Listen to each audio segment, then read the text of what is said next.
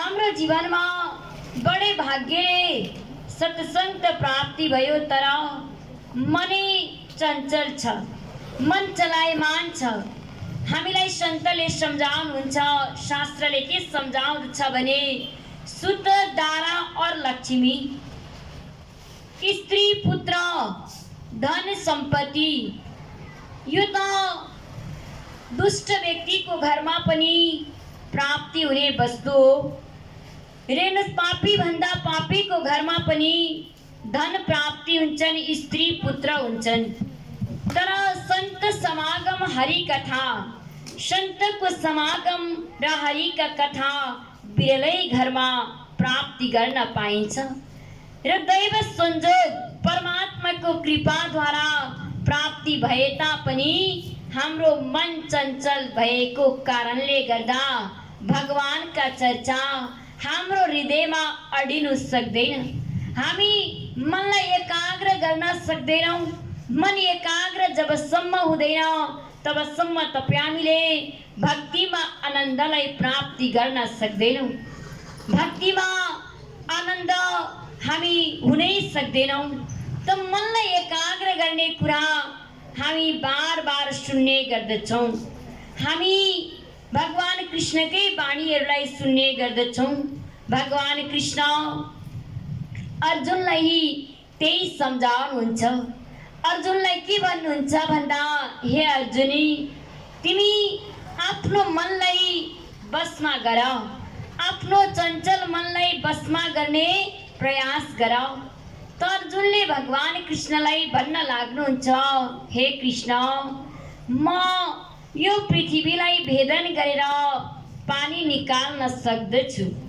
यो पृथ्वीलाई भेदन गरेर म पानी निकाल्न आसान मान्दछु र यो हावालाई एउटा पोको पार्न आसान ठान्दछु। तर म आफ्नो चञ्चल मनलाई बसमा गर्न सक्दिनँ कृष्ण भनेर अर्जुनले भन्नुहुन्छ। तब भगवान कृष्ण के सम्झाउनुहुन्छ भन्दा, हे अर्जुनी, यो मन बसमा गर्न सकिन्छ। यो मन बसमा गर्नको लागि अभ्यास र वैरागको जरुरत पर्दछ। र जीवन कालमा अभ्यास गर्न सकियो, वैराग्यलाई प्राप्ति गर्न सकियो भने यो मन बसमा हुन्छ। आज तपाईँ हामीले हाम्रो समाजमा देखिरहेका छौँ। हाम्रो समाजमा जति पनि हेर्नुहोस्, आज के भइरहेको छ भने कुलतमा युवा भाइ बहिनीहरू फसिरहेका छन्, कुकर्ममा भाइ बहिनीहरू फसिरहेका छन्। र यो सबै के का कारणले गर्दा हाम्रो समाजमा भइरहेको छ भन्दा मनको चञ्चलतालाई रोक्न नसक्नुको कारणले गर्दा, मनलाई बसमा गर्न नसक्नुको कारणले गर्दा आज समाजमा यस्ता दुर्घटनाहरू भइरहेको हामी देखिरहेका छौँ। र भगवान कृष्ण पनि अर्जुनलाई सम्झाउँदै भन्नुहुन्छ, यो मन बसमा गर्न सकिन्छ अर्जुन। यो मनलाई अभ्यास र वैरागद्वारा यो मन बसमा हुन्छ भनेर भगवान श्री कृष्ण महाराज सम्झाउनुहुन्छ। र हामी पनि आफ्नो जीवनमा त्यो वैराग्यलाई प्राप्ति गरौँ। हामी पनि आफ्नो जीवनमा अभ्यास गर्ने प्रयास गरौँ। त के चीजको अभ्यास गर्ने त? मनलाई बसमा राख्नुको लागि, मनलाई कन्ट्रोल गर्नको लागि तपाईँ हामीले के चीजलाई अभ्यास गर्ने त भन्दा त्यो भगवानको अविनाशी नाम श्री कृष्णको पावन नामलाई जब तपाईँ हामी धारण गर्दछौँ, तपाईँ हामी जान्दछौँ, श्री कृष्णको पावन नामलाई जानेर जब तपाईँ हामी अभ्यास गर्छौँ, श्री कृष्णको नामलाई जप्दछौँ, तब मात्रै यो मनी बसमा हुन्छ, तब मात्रै यो मनी कन्ट्रोल हुन्छ। आज अनकन्ट्रोल भएर हाम्रो समाजमा हाम्रा युवा पिँढीहरूले कति व्यक्तिले आत्महत्या गरिरहेका छन्, कति व्यक्ति ड्रग्सका शिकार बनिरहेका छन्, कति व्यक्ति कुलतमा फसेर आज यो बहुमूल्य मानवको जीवनलाई बर्बाद बनाइरहेका हामी पाउने गर्दछौँ। यो आज मानिसले आफूलाई आफूले सम्हाल्न नसक्नुको कारणले गर्दा यो जीवनलाई आजको समाजले बुझ्न सकेका छैनौँ। यो जीवन कसरी प्राप्ति भएको हो, यो जीवन के को लागि प्राप्ति भएको हो, मानिसले आज जीवनको महत्त्वलाई बुझ्न सकेका छैनन्। यदि मानिसले जीवनको महत्त्वलाई बुझ्न सक्थे भने जीवनको हेर्नुहोस् आफ्नो जीवनलाई बुझ्न सक्थे भने आज मानिसले आफ्नो जीवनलाई यति दुर्दशा बनाउने थिएनन्। आज हेर्नुहोस् तपाईँ हामीले जुन जीवनलाई प्राप्ति गरेका छौँ यो त परमात्माको कृपा भगवानको दयाद्वारा देव दुर्लभ मानवको जीवनै तपाईँ हामीले प्राप्ति गरेका छौँ।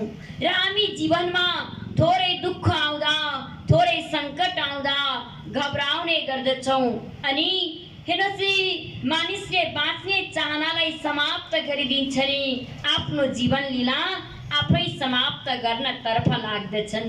तर आफ्नो जीवनलाई सम्झिनु सक्दथे आज संसारमा तपाईँ हामीले के दुःखलाई प्राप्ति गरेका छौँ र भगवान श्री कृष्ण महाराजकै जीवनलाई तपाईँ हामीले आज टोटलौँ, उहाँकै जीवनलाई तपाईँ हामीले बुझ्ने प्रयास गरौँ। यस धरातलमा नररूप धारण गरेर द्वापर युगमा भगवान श्री कृष्ण महाराजको जन्म हुन्छ। उहाँको जन्म नै जेलभित्र हुन्छ, उहाँको जन्म नै जेलभित्र हुन्छ। रेणु जेलभित्र जन्म भए पश्चात उहाँको लालन पालन अर्कै व्यक्तिले गर्दछन्। माता पितादेखि अलग रहेर उहाँको लालन पालन हुन्छ। जब लालन पालन हुँदछ विवेक सम्हाल्न सक्ने हुनुहुन्छ तब गएर थाहा लाग्दछ मेरो माता पिता त अहिले पनि जेल जीवन काटिरहनु भएको रहेछ र जीवनमा कति सङ्घर्ष गर्नुहुन्छ, कति दुष्टहरूलाई संहार गरेर पापीहरूलाई संहार गरेर हेर्नुहोस् आफ्नो जीवनमा त्यो एउटा मानिसलाई हेर्नुहोस् यो जीवन सङ्घर्षमयको पाठ पढाउनुहुन्छ। यो जीवन त्यसै फ्याँक्नुको लागि त्यसै समाप्त गर्नुको लागि पाएका होइन, सङ्घर्ष गर्नुको लागि जीवन प्राप्ति भएको हो।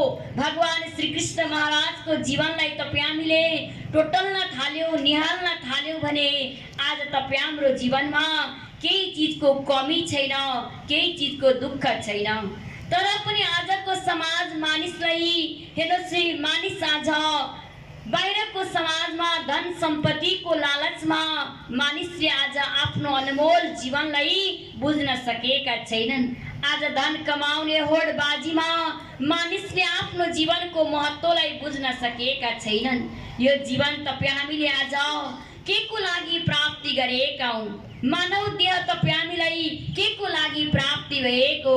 के संसारमा तपाईँ हामी आएर धन सम्पत्ति बटुल्नुको लागि, हामी घर मकान बनाउनुको लागि, सन्तानलाई जन्म दिनको लागि के मानव जीवनलाई प्राप्ति गरेका हौँ त? विचार गरौँ, सोचौँ। तपाईँ हामी नै विचार गरौँ आफ्नो जीवनमा मैले जीवन के को लागि प्राप्ति गरेको?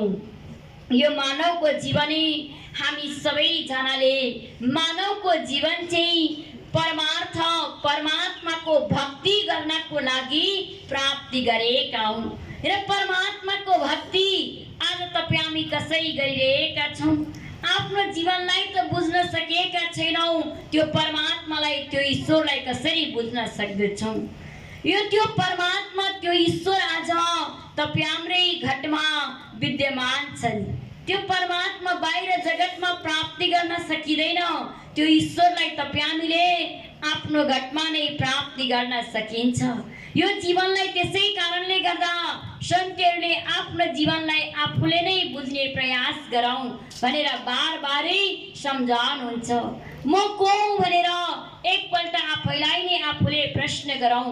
म को हुँ, म कहाँबाट आए अनि यस संसारलाई छोडेर कहाँ जान्छु? मानिसले तीन कुरालाई हमेशा याद गर्न सक्यो भने उसले संसारमा जन्म लिएर आएको सार्थक बनाउन सक्छ आफ्नो जीवनलाई। किनकि यो जीवन मैले के को लागि प्राप्ति गरेको? म को भन्दा म परमात्माको अंश हुँ। हामी सबै परमात्माको अंश हौँ। परमात्माको हामी एउटा के हो भने अंश हो भने हामीले परमात्माको खोजी गरेका छौं त? तपाईं हामीले विचार गरौं, सोचौं। हेर्नुस्, हामी भगवानका अंश हौं।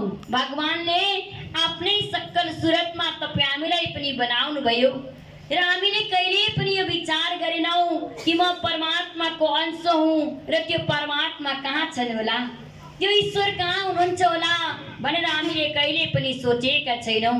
र सोच्ने, विचार गर्ने विवेक हुँदा हुँदै पनि आज तपाईं हामी आफ्नो विवेक केवलै बाहिरको संसारमा लगाएर भक्तिमा हामीले आफ्नो विवेकलाई शून्य बनाएका छौं। त्यसै कारणले गर्दा त हामी आज आफ्नो जीवनलाई बुझ्न सकिरहेका हुँदैनौं। म को हुँ भनेर हामीले सम्झिने प्रयासै गरेका छैनौं। म कहाँबाट आए भनेर हामीले कहिले मनन गरेका छौं। अनि यो संसारलाई छोडेर एक दिन म जानु पर्दछ। जाँदा म साथमा के लगेर जान सक्छु अनि म कहाँ जान्छु भनेर तपाईं हामीले कहिले मनन गरेका छौं? हामीले संसारमा यो कहिले सोच्दैनौं, यो कहिले पनि विचार गर्दैनौं कि एक दिन म यस संसारबाट जानु पर्दछ, यस संसारबाट मैले बिदा लिनु पर्दछ, यो पञ्चभौतिक कायालाई मैले एक दिन तज्नु पर्दछ भनेर हामी कहिले पनि सोच्दैनौं। कहिले पनि हामी विचारै गर्दैनौं कि विचार गर्थ्यौं भने हर कोही व्यक्ति आज आध्यात्मिक बन्दथिए, हर कोही व्यक्ति परमात्माको चिन्तन गर्ने, परमात्माको अनन्य भक्त बन्दथिए। किनकि मानिसलाई जब मर्नु पर्छ, संसार छोड्नु पर्छ भने पश्चात उसले सोच्न थालेपछि, उसले विवेक पुर्याउन थालेपछि उसलाई डर लाग्छ, म मर्नु पर्दछ।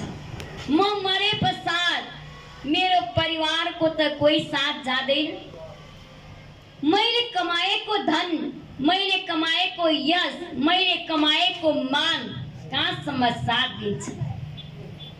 यति राम्रो व्यक्ति थियो, यति असल व्यक्ति थियो, आज संसार छोडेर गयो भनेर त्यही दिन मात्रै सम्झिन्छ। हेर्नुस्, हामीले कमाएको धन सम्पत्ति, धन र सम्पत्ति घरमै झोलामा, बाँसको डोलामा लान्छन् खोलामा। एक दिन त जाने हो संसार छोडेर, पिंजरा तोडेर पंछी उडेर। एक दिन त तपाईं हामी यस संसारबाट जानु पर्दछ। जाने, संसार छोड्ने भन्ने बित्तिकै तपाईं हामीलाई ईश्वरको एउटा याद आउन लाग्दछ, हे भगवान म यस संसारबाट कहाँ जान्छु होला। मानिसले त्यसैले गर्दा सन्तहरूले सम्झाउनुहुन्छ, शास्त्रले तपाईं हामीलाई के भन्छ भने मानिसले संसारमा आएर म मर्नु पर्छ भनेर सम्झियो भने नै उसले ईश्वर चिन्तन गर्न लाग्दछ। संसारको केही साथमा जाँदैन, कोही साथमा जाँदैन, अनि म के लिएर जान्छु, म संसारबाट के लिएर जान्छु भनेर ऊ आफै एउटा आफूसँग प्रश्न गर्न लाग्दछ। हेर्नुस्, आफ्नै मनमा उसले के प्राप्ति गर्छ भन्दा मैले जति समय यस मिथ्या जगतमा खेर फ्याले त्यो त व्यर्थै गयो। मैले संसारमा आएर कमाएको पुण्यको प्रताप, पाप र पुण्यको कमाई साथमा लगेर जान सक्छु। मैले परमात्माको भक्ति गरेको छु जीवन कालमा भने भक्तिको कमाई साथमा लगेर जान सक्दछु। र त्यो भक्तिको कमाई तपाईँ हाम्रो साथमा जान्छ भने आज त्यही भक्ति गर्ने चाहिँ मानिसलाई फुर्सद छैन। अहिले यतिखेर, यस घडीमा, यतिखेर, यो बखतमा, यही चर्को घाममा पनि कोही एकी हेर्नुस् जादुगर तपाईँ हाम्रो बेलटार बजारमा आउँदथ्यो भने एउटा जादुगरले आएर यही बसपारकमा अहिले जादु देखाउन लाग्दथ्यो भने आज घरमा कोही नबसेर जादुको खेला हेर्नको लागि मानिसको भिड हुन्थ्यो। यस बेला यति नै खेर यहाँ कोही व्यक्तिले जादु देखाउँथे भने, कोही एउटा व्यक्तिले नगरमा नृत्य देखाउँदथे भने हाम्रो हर कोही घरबाट फुर्सद मिल्दथ्यो, हामी त्यहाँ जाने गर्दथ्यौं, पुग्थ्यौं पनि। त्यो जादु खेला, त्यो नृत्य, हरेक चीज तपाईँ हामीले हेर्न जान्थ्यौं। तर जहाँ भगवानका चर्चा हुन्छन् अरे, जहाँ परमात्माको गुणगान हुन्छन् अरे भन्ने बित्तिकै मानिसलाई फुर्सद हुँदैन। किनकि त्यो समय परमात्माले हर कोही व्यक्तिलाई जुराउँदैनन् पनि, किनकि यो एउटा सत्कार्य गर्ने समय हो। यहाँ परमात्माको चिन्तन हुन्छ, भगवानका गुणगान हुन्छन् र पुण्य कमाउने ठाउँ हो। त्यसैले हर कोही मानवलाई यस ठाउँमा जुर्दैन पनि, किनकि पूर्व जन्म की पाप से सन्तले के सम्झाउनुहुन्छ भन्दा अहिलेको पापले मानिसले भगवानका भक्ति नगरेका होइनन् अरे। पूर्व जन्म की पाप से हरि चर्चा न सुहाए, जैसे जोर के ताप से भोक विदा हो जाए। यो आज तपाईँ हामीलाई मैले बोलाएको थिएँ आएन भनेर हामी भन्ने गर्छौँ, तर हेर्नुहोस् मानिसलाई भगवानका चर्चा हर कोही मानिसलाई जुर्दैन पनि। तर किन जुर्दैन रे भन्दा पूर्व जन्म की पाप से, पूर्व जन्मको पापले पनि आज उसलाई भगवानका चर्चा सुन्ने, भगवानका चर्चा गाउने सुनाउने समय मिल्दैन उसलाई। त्यो समय नै उसले प्राप्ति गर्दैन, घर संसारबाट फुर्सदै प्राप्ति गर्दैन पूर्व जन्मको पापले गर्दा। जसरी ज्वरोको तापले मानिसलाई भोक विदा हुन्छ, मानिसलाई अन्न गनाउँदछ, त्यस्तै नै उसलाई भगवानका चर्चा मन पर्दैन पूर्व जन्मको पापले गर्दा। र आज तपाईँ हामी जो जति पनि यहाँ उपस्थित भएका छौँ पूर्व जन्ममा केही त्यस्तो पुण्य गरेका थियौँ जसको प्रतापले गर्दा आज तपाईँ हामीलाई यहाँ भगवानका चर्चा, मानव जीवनको महिमालाई श्रवण गर्ने अवसरलाई प्राप्ति गरेका छौँ। हेर्नुहोस् हामीले जीवनलाई प्राप्ति त गर्यौँ, तर जीवन प्राप्ति गरेर के गरेका छौँ भन्दा खाना पीना सो जाना सब काम है पशु समाना, क्यों देह मनुज की धारी, हरि भजन करो सुखकारी, सुनो सुनो बचन नर नारी, हरि भजन करो सुखकारी। परमात्माको गुणानुवाद हरिको चर्चा सुखकारी छ, तिमी श्रवण गर्ने प्रयास गर। खाना पिउन सुत्न यति कार्य त एउटा पशुले पनि गरिरहेको छ। खाना पीना सो जाना सब काम है पशु समान। खाना पिउन सुत्न, धन कमाउन, घर बिल्डिङ बनाउन, आफ्नो परिवार जहान बच्चा पाल्ने काम त पशु पन्छीले पनि गरिरहेको छ।